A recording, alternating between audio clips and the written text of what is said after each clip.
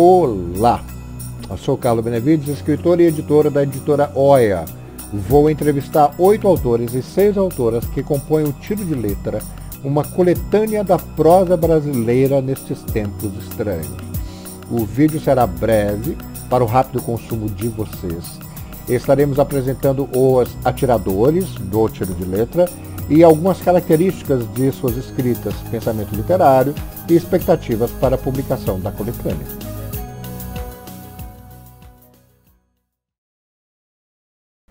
Olá, estou entrevistando Marcos Vinícius Gasquez, escritor e jornalista. Bom, Marcos, então vamos para as perguntas óbvias primeiro, tá bom? Então responda por sua livre e inteira responsabilidade. Eu particularmente gosto de perguntas óbvias, então a gente vai começar logo uma por vez, tá? Para que a gente passe logo desse processo, tá bom? Influências na sua escrita, por favor. Bom, Carlos, 44 anos de atividade na imprensa, então tem uma influência muito grande do texto jornalístico, né?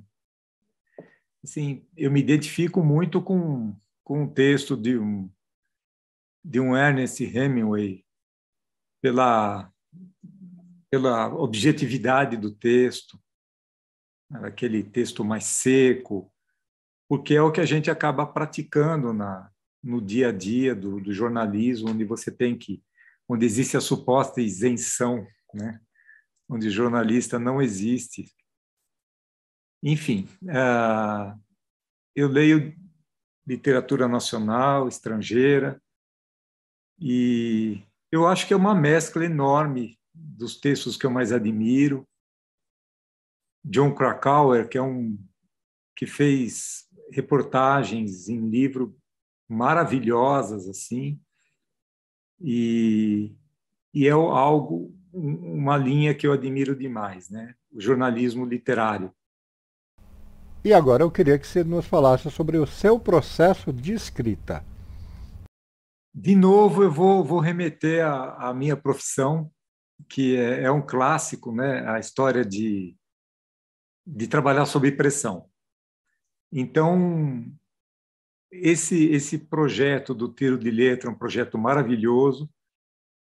Não estava no meu planejamento, não estava no planejamento de ninguém dos nossos colegas que estão participando da coletânea, né?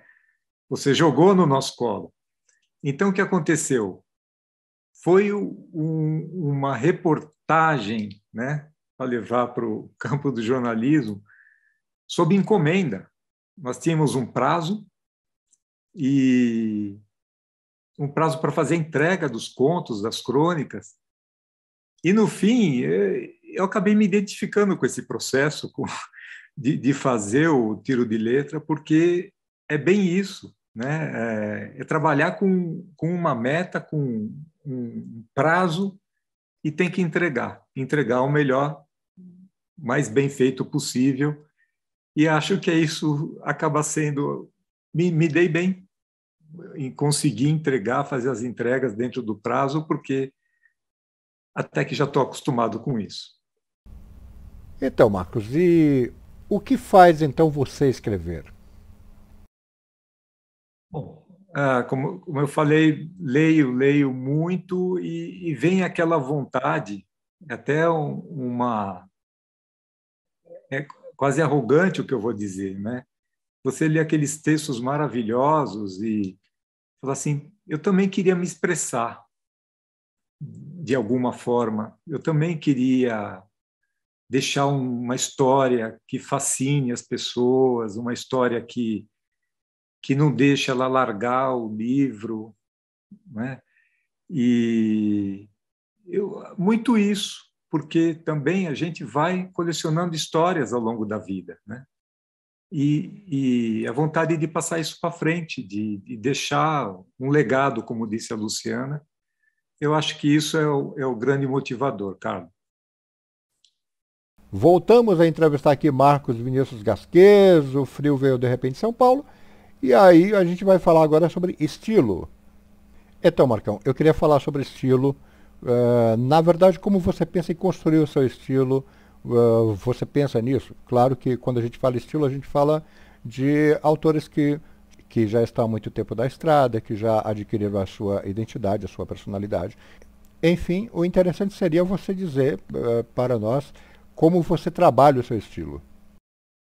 Eu acho que tem muito de espontaneidade, de jogar as palavras, né? E ir trabalhando e brincando com as palavras, buscando. Eu estou falando mais de um processo do que do estilo propriamente. O estilo acaba sendo uma resultante, né?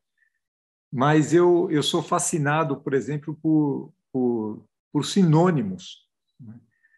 A gente usa um número de palavras tão pequeno e você tem uma riqueza quando abre o dicionário para dizer as coisas de maneiras diferentes, de maneiras mais até instigantes, né? Tem palavras que se adequam cirurgicamente a uma frase e enriquecem demais.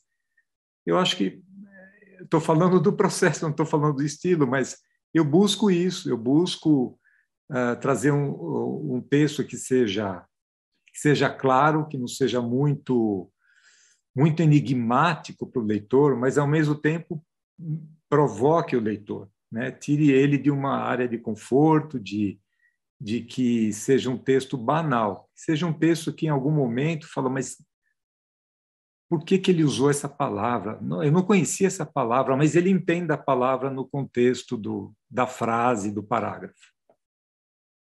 E aí, Marcão, eu vou aproveitar a tua presença aqui para te perguntar. Para você, até onde vai o texto jornalístico para que ele se torne literatura?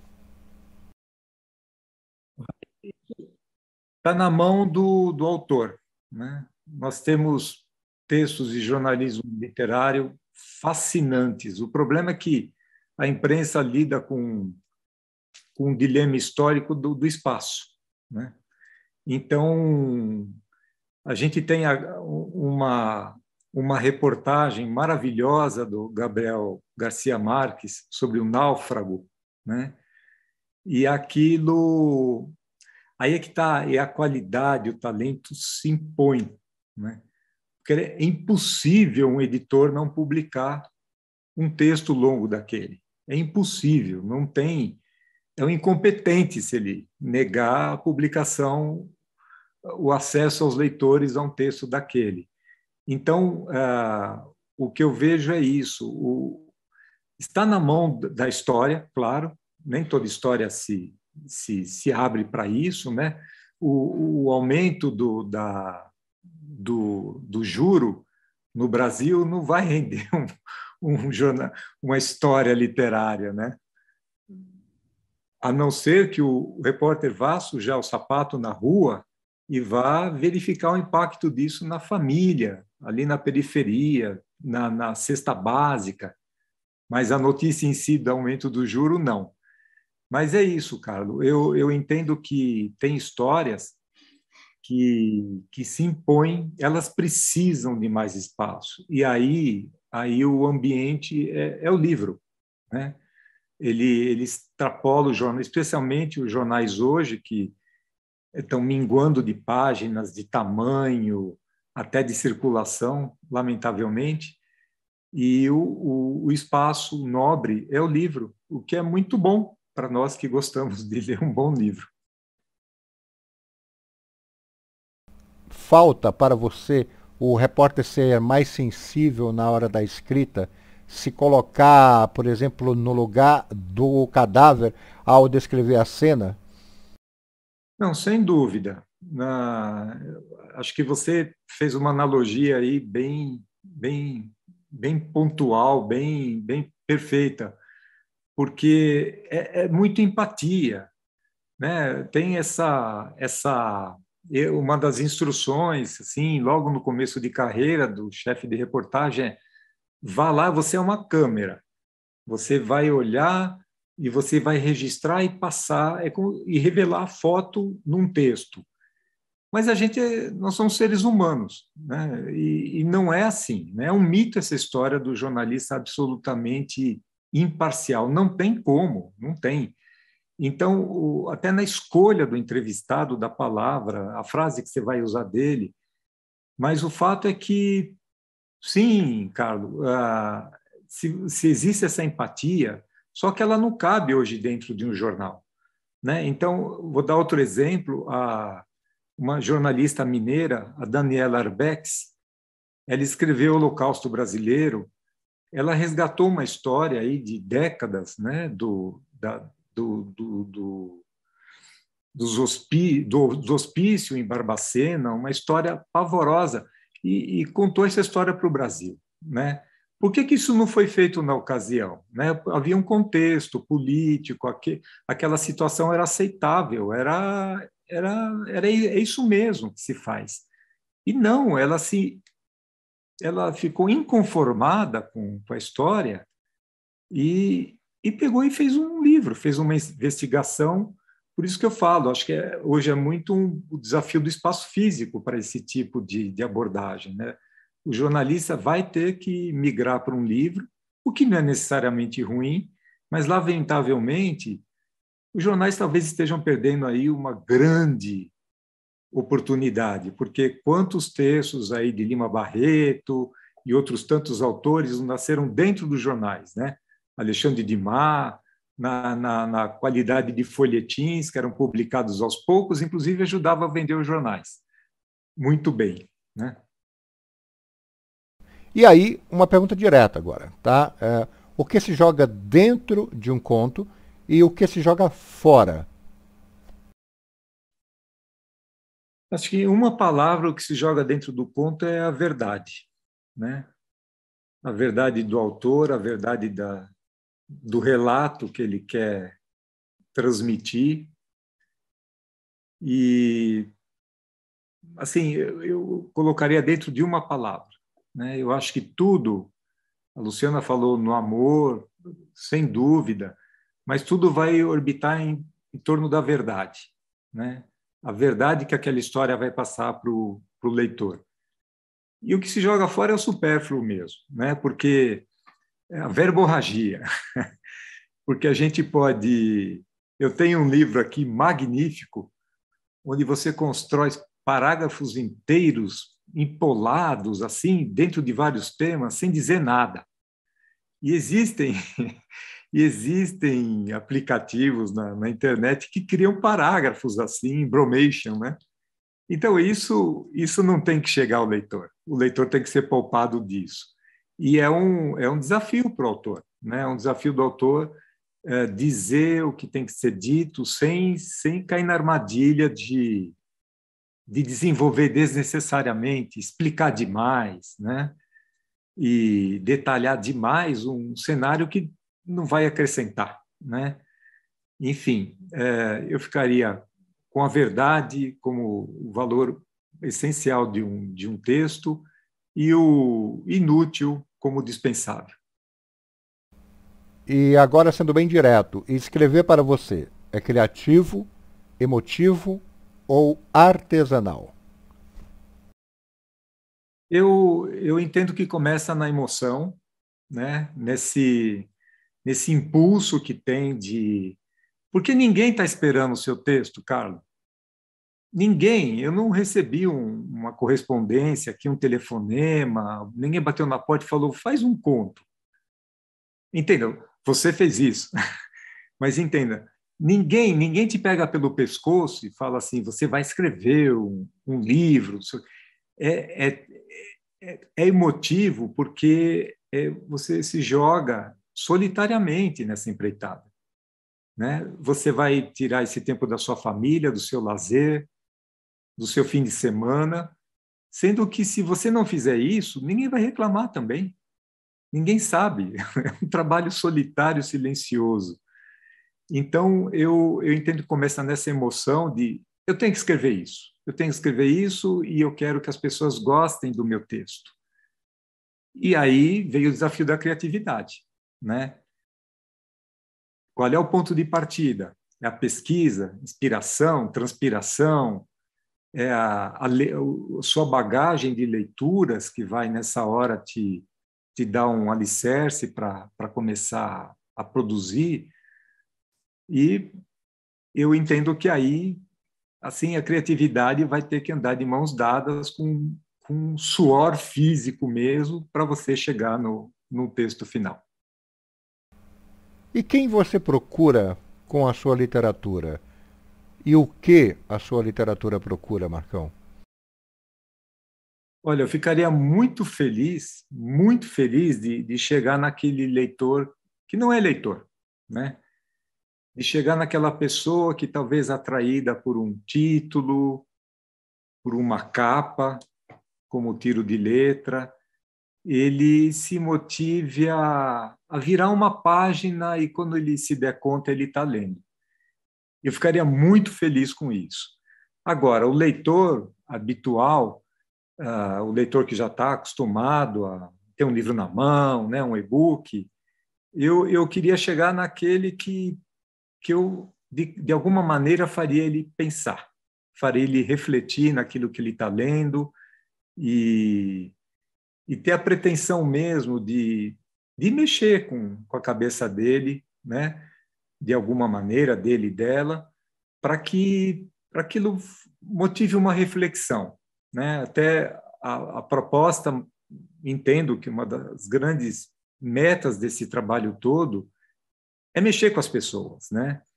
Então, por isso, eu gostaria muito que meus textos mexessem com as pessoas de uma maneira positiva, de, no mínimo, fazer elas pararem para pensar por um momento e ter alguma conclusão ali no íntimo que fosse interessante. Ao longo do tempo, a gente vai se alimentando de uma indignação muito grande de ver situações que passam, né? Que passam, já caem no esquecimento imediatamente. A imprensa tem memória muito curta. O que hoje indigna, daqui um mês praticamente foi esquecido e aí, sucessivamente. Então, o que eu procuro é despertar essa indignação, talvez não deixar coisas caírem no esquecimento, talvez chamar atenção para algumas situações que são inaceitáveis, né? Não de uma forma panfletária, né? Mas de uma forma literária, provocar essa reação nas pessoas, de maneira que elas parem e falem, puxa, isso não é legal. Claro que eu queria que você nos contasse o que você achou do processo do tiro de letra. Eu gostei da urgência, da velocidade, sabe? Do vamos fazer e vai ser agora, né? E achei fantástico isso, o desafio de fazer bem feito, fuçar a gaveta e ver o que tem lá e retrabalhar. E mais do que isso, Carlo, uma coisa que eu achei fascinante, teve uma hora que eu devo ter comentado em algum momento, eu falei, onde eu estou, né? Porque assim, eu não sou um bom leitor de poesia, né? Eu acho que eu sou um leitor ansioso e poesia exige que você tenha um ritmo de leitura todo particular, né? E eu me vi cercado de poetas. E aquela conversa, aquela aura de poesia foi nossa, será que eu dou conta, né? Porque o pessoal aqui é da poesia, o pessoal é muito bom, né? E isso, na verdade, não intimidou, isso, na verdade, deu um caldo, né? Um verniz que foi permeando tudo, assim, as conversas e no momento que eu estava escrevendo, isso estava presente aqui, até não como um peso, mas como uma motivação. Estou entre pessoas muito talentosas, que têm uma sensibilidade poética. Como é que eu vou conduzir meu texto? E isso, no processo, eu achei fascinante. E com a experiência que você adquiriu no tiro de letra, o que você diria para todos os novos escritores que ainda não publicaram? Bom, primeiro, leia muito, porque eu conheço muita gente que fala, eu quero escrever, não sei o quê. O que você gosta de ler? Não, eu leio pouco, assim, é que eu tenho pouco tempo, e livro grande, eu fico cansado, eu durmo. Então, você não vai ser escritor. Mas não tenha medo, Carlos, assim, porque nunca foi tão fácil colocar um texto no ar, né? Tem os meios digitais, tem a plataforma de publicação do Kindle, tem o Instagram, muita gente põe poesia no Instagram, tem blogs, enfim, escrever para quem está determinado, para quem quer aprender, quem estuda, quem lê, quem se desenvolve, faz uma oficina, pelo menos, é muito fácil. O desafio é ser lido, né? Mas, ao mesmo tempo, tem a grande ferramenta digital também hoje. Então, você tem amigos, você tem um grupo, você tem seus amigos no trabalho, a família, seus amigos do futebol, seja o que for. Aqui e ali tem um leitor, né? E nossa, surgiram muitos clubes de leitura. Então, não é só escrever e imaginar que o editor vem aqui pegar os seus originais e você, dali 6 meses, vai ter seu livro. Não é assim, é muito difícil. Mas, por outro lado, existe todo um ambiente hoje favorável a quem quer escrever, né? Tem os clubes de leitura, bom, agora não, mas eles vão voltar os eventos literários, e tudo é você entrar nessa grande, não ficar numa bolha pequena, entrar na grande bolha da literatura e interagir com outros autores, outros leitores. Se teu trabalho tiver qualidade, você se torna um autor. E para finalizar, como sempre, eu queria que o nosso entrevistado deixasse um depoimento sobre o tiro de letra. Por favor. Por que tem que adquirir o tiro de letra? Sim, pela própria origem do projeto, né? Que foram pessoas que em algum momento estiveram reunidas numa conversa literária, né? E depois outras chegaram, pessoas talentosas, mas o que eu já comentei dessa também, sim, se 99% da pandemia está sendo ruim para a humanidade, tem alguma coisinha boa, que, por exemplo, a gente se acostumou com esse tipo de experiência. Então, de repente, você está falando de literatura com 20, 30 pessoas do país inteiro, simultaneamente. E isso eu achei muito bacana no tiro de letra. Ele dá voz a pessoas do país inteiro, então vem sotaques diferentes, vem histórias de vida diferentes, e tudo isso está reunido numa proposta com um objetivo único. Todos querem ser lidos, querem passar a sua mensagem, mas não é uma voz única. São 14 vozes, né, do país e de culturas diferentes. Eu achei essa experiência fascinante, entre outras coisas, por causa dessa característica, né, que é um livro brasileiro. Não é um grupo de autores do Centro-Oeste, do Sul, não, é um livro brasileiro, e eu tenho certeza que o resultado vai ser muito bacana.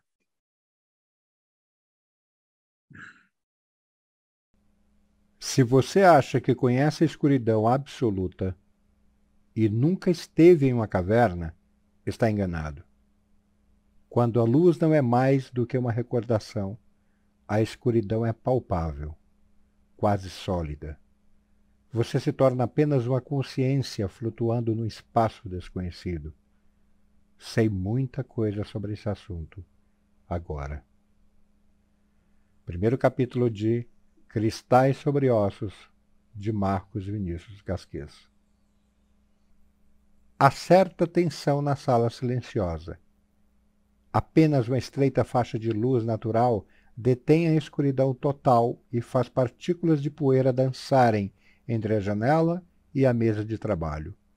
Uma cadeira, uma poltrona, uma estante e um armário completam o mobiliário do pequeno ambiente. Primeiro parágrafo de Bibliofilia, de Marcos Vinícius Gasquez. Língua de fora, andando envezado, o cachorro puxa a fila de um bando de crianças falando muito alto. A excitação no fim do dia de aula, com a perspectiva do almoço próximo, e o dia bonito garante uma tarde inteira de farra, depois que a última criança entra pelas vielas. Caramelo vai para seu lugar na calçada da avenida. O cachorro parece um tanto desequilibrado, quem o vê à distância. Primeiro parágrafo de Caramelo, de Marcos Vinícius Gasquez.